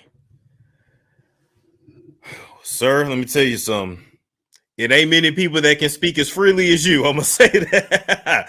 I'm gonna say that because a lot of people with platforms, they can't say that, even if they agree with you. They can't say that. Even if they agree. But even if they agree. But my thing is, it's like with Kyrie. Kyrie didn't preach hate against Jews. He just disagreed with their narrative. He just shared a link. Yes. That disagrees with their narrative. The link. Why not get on Amazon? Amazon approved the movie. Exactly. But here's the point. I don't teach hate or harm to LGBTQ. But there's 2 groups in this society who have amassed so much control of the media and influence and political cachet that you cannot publicly disagree with their narrative. That's the European and the LGBTQ community. If you publicly disagree with the narrative of the LGBTQ, you are automatically branded a homophobic hater of queer people. If you disagree with the narrative of who they are and where they come from, Europeans, you're automatically branded an anti. Look at the power, Storm, that if you disagree with me, I can have your life destroyed, Kanye West, Nick Cannon, Whoopi Goldberg, Kyrie Irving. Now, and let me just tell you this. You're not lying because it's literally in the YouTube community guidelines. They named the groups. Yes. But guess what? After 500 years, the N-word is still not illegal, my brother.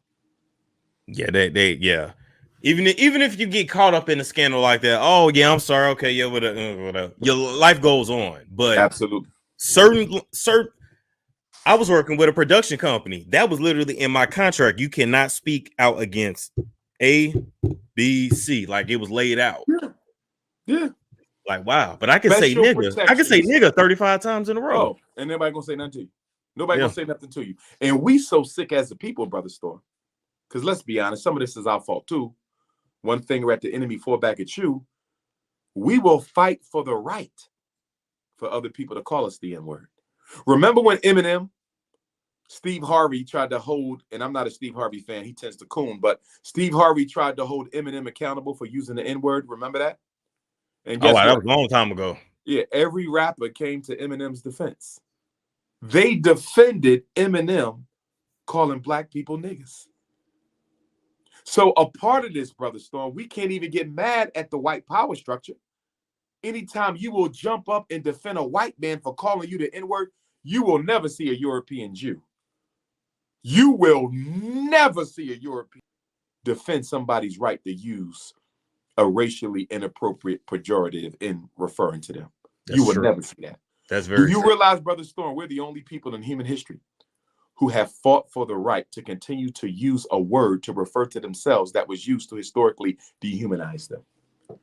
No other group, and every group has had racist terms. There's epithets for everybody, multiple epithets. We're the only group to fight for the right to identify with the epithets that were used to dehumanize an entire race. That's true. That's true. Post, They said we took it and we turned it into something positive, but you did can't really turn it into nothing positive. Let me ask you a question. Let me give you the litmus test to that assumption. When you hear nigger, do you hear doctor? When you hear nigger, do you think a lawyer? No. When you hear nigger, do you think of father? No. When you hear nigger, do you think of anything positive? Not at all. So how in the hell can you take that word and flip it into something positive? What's going on here is we've gotten so used to being called niggas that we rather keep on going. Dang. My brother, the slave instinct is as alive in the Negro psyche today as it was 500 years when they first used it, Brother Storm. That instinct to be a coon is just as alive in this moment as it was before they ever used that word. And because we have lost our racial honor as a people, we can be paid to do anything against one another. There is no code of honor in the Black community. There is no code of honor in the Black community. The Charles Barkleys and the Stephen A. Smiths and the Shaquille O'Neals, and although I can appreciate Stephen A. trying to backtrack a little bit and Jason Williams trying to backtrack a little bit and Shannon Sharp trying to backtrack a little bit, that does show they have some type of integrity. But nonetheless, brother, we have lost our honor as a people. And what do I say honor? What do I mean when I say honor, Brother Storm? I'm saying, is there something you would not do against Black people no matter how much money you were paid? You understand that? Oh, we don't have that. Something you just absolutely, I will not do this no matter how much you pay me. And if you can't name something for which you cannot be paid, you have no honor. Dang, that's honor real. Means you live for something higher than money.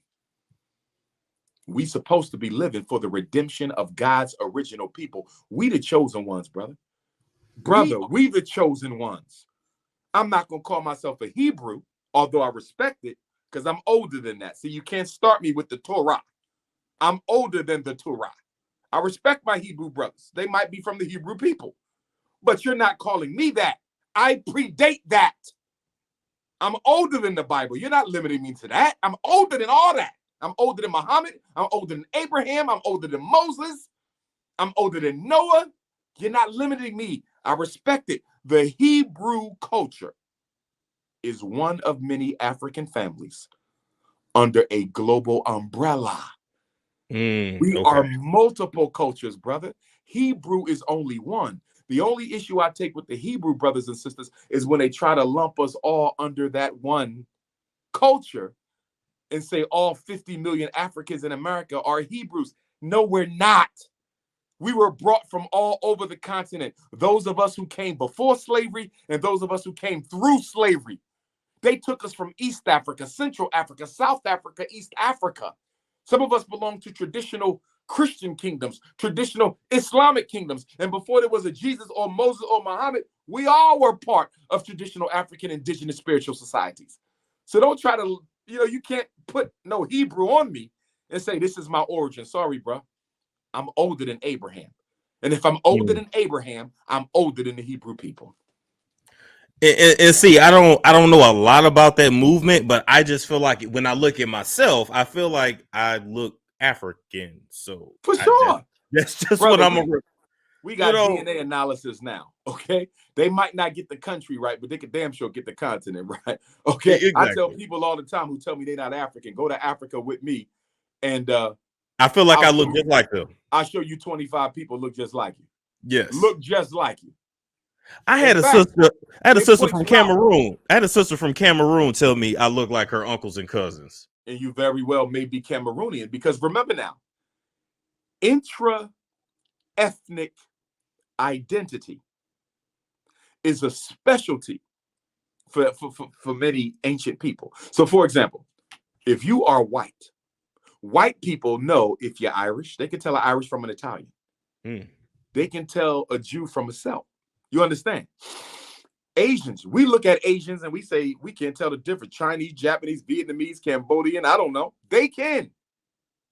In Africa, same thing. We know West Africa, East Africa, South Africa. You right? You from Senegal, ain't you, brother? I can tell. You from Nigeria. They know. So when she told you was from Cameroon, I'm willing to bet you that you have some ancestors from Cameroon. I bet.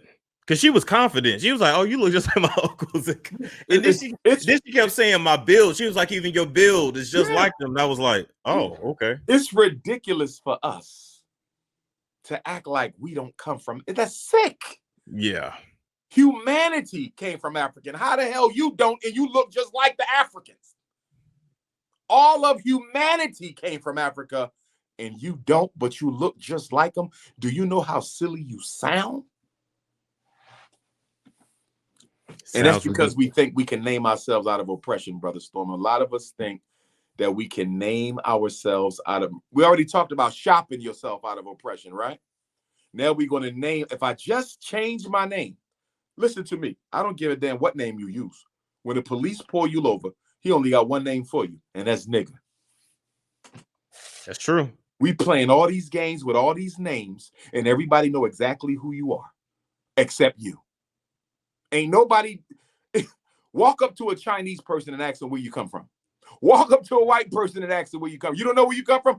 Go to any other race and ask them, where you think my people come from? I bet you nobody is going to say anything other than Africa. Yeah, absolutely, insane, bro. Absolutely. It's insane. Oh my God. Dr. Umar, I want to thank you for coming on the show. Let the people know where they can find you once again to follow you. Yes, indeed. On Instagram and Twitter at Dr. Umar Johnson. I repeat, on Instagram and Twitter at Dr. Umar Johnson. Facebook, you can follow me at Dr. Umar Efatunde. On Clubhouse, you can follow me at Prince Efatunde. And on TikTok, you can follow me at Prince of Pan-Africanism with a K. And I think that's also Prince Efatunde as well. I have a lot of fake pages out there, a lot of fake pages. So if you want to text message me for the right page, 215-989-9858. You can also go to my website and click the link to the right page as well, drumarjohnson.com.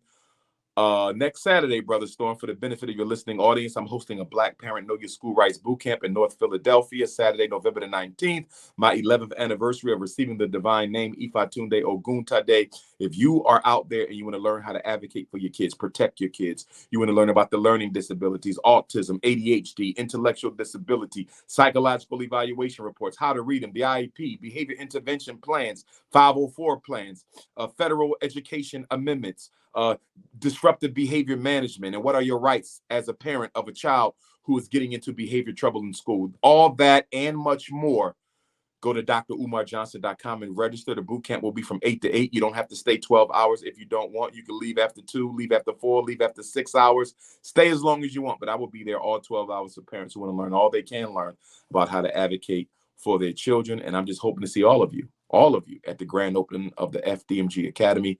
And lastly, Brother Storm, we will be in Nat Turner land this Friday. Nice. To honor Nat Turner, 191st memorial of his hanging. He was murdered between 10 and 2 on November the 11th, 1831. And so every August the 21st, we're there to celebrate the birth of the Nat Turner Revolution. And every November the 11th, we're there to honor the sunset of the Nat Turner Revolution. So if you've never taken a Nat Turner trail, you need to take it. It's one of the most spiritual places you can visit. And again, the website is natturnerlibrary.com. And we will be down there this Friday. And then after we celebrate Nat Turner, we're all going to go to the movies in Richmond, Virginia, and watch Wakanda Forever. All right.